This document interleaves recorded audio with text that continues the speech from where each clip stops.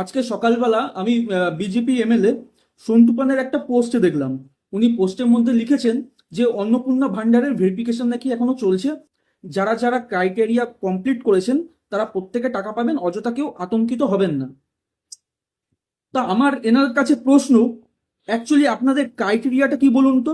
না মানে আমার বাড়ির সামনে আমি ভিডিও বানাতে বানাতে দেখতে পাচ্ছি একটা বাড়ি আছে, অ্যাসবেস্টার দেওয়া। তো বাইরে থেকে যে কোনো মানুষ যদি আসে না, সে দেখলে ভাববে যে গরিব ফ্যামিলি, গরিবই ভাববে।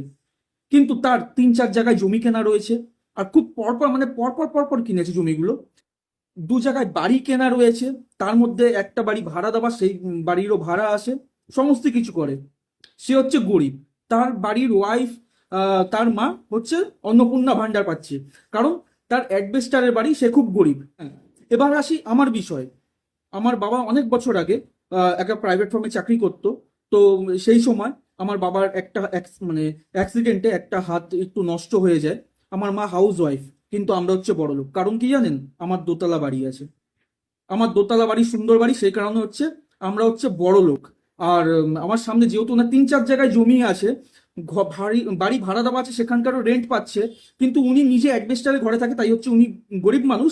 উনি তিন চার জায়গায় হচ্ছে ওনার বাড়ির লোকরা হচ্ছে সবাই ভাতা পাচ্ছে। এই হচ্ছে আপনাদের ভেরিফিকেশন। তো এইটা যদি ভেরিফিকেশন হয়, ট্যাক্স কি আমরা দিই না সরকারকে? তাহলে আমার বাড়ির লোক কেন পাবে না? সকাল থেকে ঘরে টিকতে পারছি না আমি। যখন থেকে ওই আমার মার অ্যাপ্লিকেশনের পাশে রিজেকশনের অপশনটা এসছে, তার কারণ ওই ফর্মটা ফিল আপ করেছিলাম আমি অনলাইনে ঘরে বসে বসে। মার বক্তব্য, আশেপাশে যারা রয়েছে, হ্যাঁ, আশেপাশে যেসব কাকিমারা রয়েছে, তাদের প্রত্যেকের পয়সা রয়েছে, মানে প্রত্যেকের হচ্ছে ভান্ডার এসছে। তার কারণ অনেকের হাজবেন্ড হচ্ছে ভালো প্রাইভেট ফার্মে চাকরি করে, ছেলেরা ভালো ইঞ্জিনিয়ার, কারোর ছেলে ইঞ্জিনিয়ার, তার মারা পেয়েছে। তার মারা পেয়েছে, কিন্তু আমরা বড়লোক কারণ আমাদের দোতলা বাড়ি। আমাদের দোতলা বাড়ি, তাই আমরা বড় লোক পাচ্ছি না। কিন্তু এরকম কত মানুষ আছে, তার কোনো ঠিক নেই। তাহলে আপনারা যে ভেরিফিকেশন ভেরিফিকেশন করে লাফাচ্ছে কি?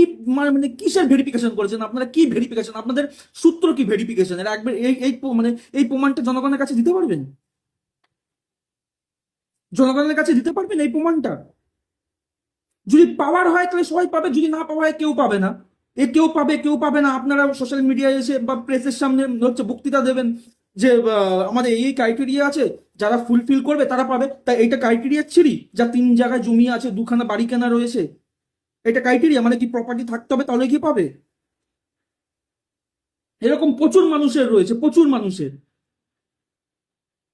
অ্যাকচুয়ালি আমাদের পশ্চিমবঙ্গের এমন অবস্থা না, একটা বিরোধী দল ঠিক পর্যন্ত নেই যে সঠিক বার্তাগুলো সরকারের কাছে রাখতে পারবে বা তা নিয়ে প্রোটেস্ট করবে। সবাই যে যার ধান্দায় আছে। কেউ আছে তার মুসলিম ভোটটাকে এক জায়গায় করার জন্য হচ্ছে আন্দোলন করছে। কেউ তার অন্য কিছু মানে চাহিদা রয়েছে, সেই নিয়ে চুপ করে রয়েছে। সবারই এরকম অবস্থা।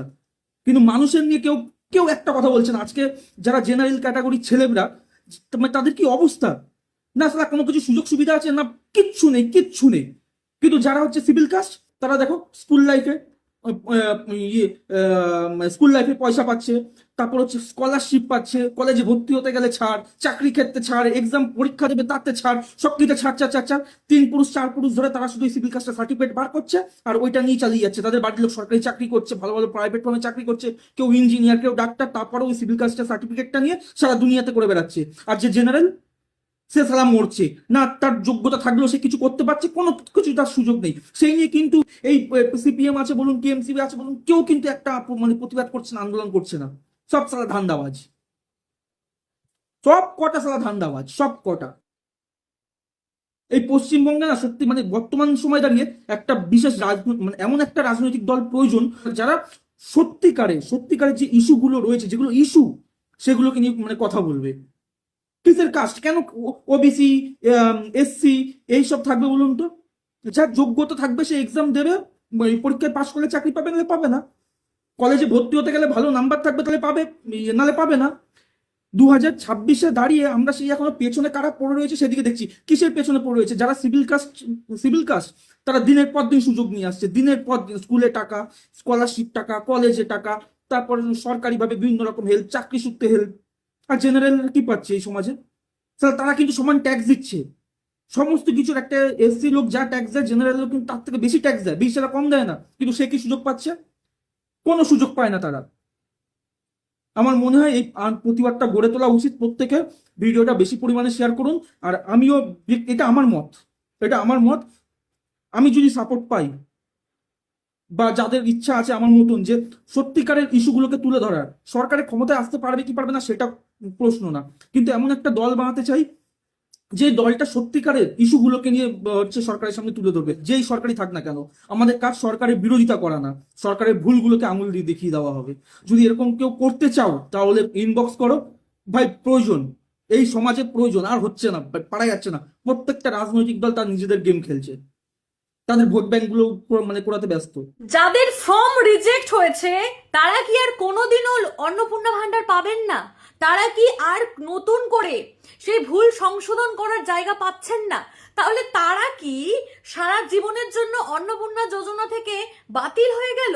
এইবার কিন্তু বড্ড বাড়াবাড়ি হচ্ছে। ম্যাক্সিমাম তৃণমূল কংগ্রেসের নেতাকর্মীরা, তাদের আত্মীয় স্বজনরা সবাই পেয়ে গেছে অন্নপূর্ণা যোজনার টাকা, কিন্তু যারা যোগ্য তারা পায়নি, যাদের ভিটে মাটি নেই তারা অন্নপূর্ণা যোজনা পায়নি। সরকার এগুলো নিয়ে কেন চিন্তা ভাবনা করছে না? কি মনে হয় এটাই সত্যি?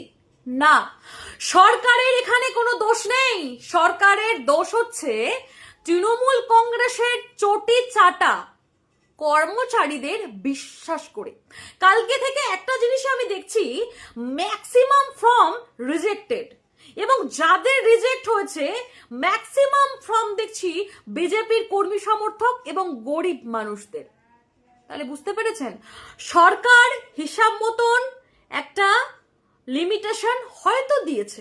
আপনার এলাকায় যে তৃণমূল করে মানে তার কিন্তু কোনো টাকার অভাব নেই, তার কিন্তু সম্পত্তি কিন্তু আকাশ ছোঁয়া। তার ওয়াইফ আগে পেয়ে গেছে, যারা বিডিও অফিসে চাকরি করে তাদের ওয়াইফ আগে পেয়ে গেছে। কেন পেয়েছে বলুন তো? তৃণমূলের মানে সেই মমতা ব্যানার্জির চটি চাটার গন্ধটা এখন পর্যন্ত ভুলতে পারছে না। তারা এখন পর্যন্ত ভুলতে পারছে না, সেই অভ্যাসটা তারা ছাড়তে পারছে না। তার জন্যই যারা ম্যাক্সিমাম বিজেপির কর্মী কার্যকর্তা, তাদের বাড়ির ওয়াইফরা পায়নি, মায়েরা পায়নি। এটা আমি কাল থেকে দেখছি। আমার সত্যি কথা বলতে দেখে চোখ জ্বালা করছে। আমি আমার এলাকাতে দেখছি যারা গরিব, নুন আনতে পান্তা ফোড়ায়, তারা কিন্তু টাকাটা পেল না, ফর্ম রিজেক্টেড দেখাচ্ছে। গন্ডগোলটা কোথায় বুঝতে পেরেছেন? সরকারকে বদনাম করার জন্য, মহিলাদেরকে বিভ্রান্ত করার জন্য, তাদেরকে উস্কানি দেওয়ার জন্য তারা এই ব্যবস্থা করেছে। আমি পশ্চিমবাংলার সকল মা বোনেদের উদ্দেশ্যে বলছি, আপনারা কেউ ঘাবড়াবেন না, আপনারা অযথা চিন্তা করবেন না। আপনাদের ফর্ম যাদের রিজেক্ট হয়েছে, যাদের ফর্ম এখনো অ্যাপ্রুভাল হয়নি, তারা সবাই টাকা পাবেন। যাদের রিজেক্ট হয়েছে তারাও সুযোগ একবার পাবেন, এবং কিভাবে পাবেন সেটা অসীম সরকার, আমাদের হরিণঘাটার বিধায়ক, কি বলছেন শুনুন। আমি আপনাদের কাছে একটা কথা বলছি, রিজেক্ট লেখা থাকুক আর যা লেখা থাকুক, এটা রিজেক্ট হবে না। আপনারা নিশ্চয়ই পাবেন টাকা। এর মূল কারণ হচ্ছে এখনো পৌরসভা